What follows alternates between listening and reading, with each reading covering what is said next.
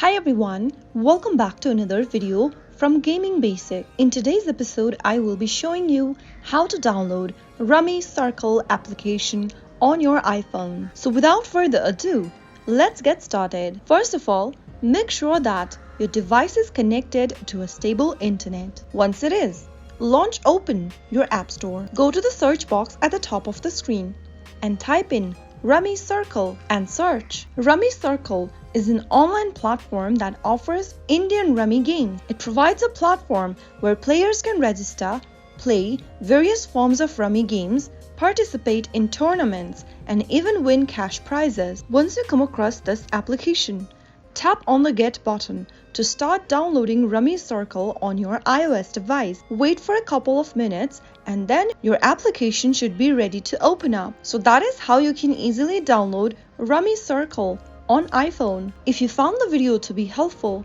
go ahead and give us a thumbs up. Don't forget to subscribe to the channel by hitting the subscribe button.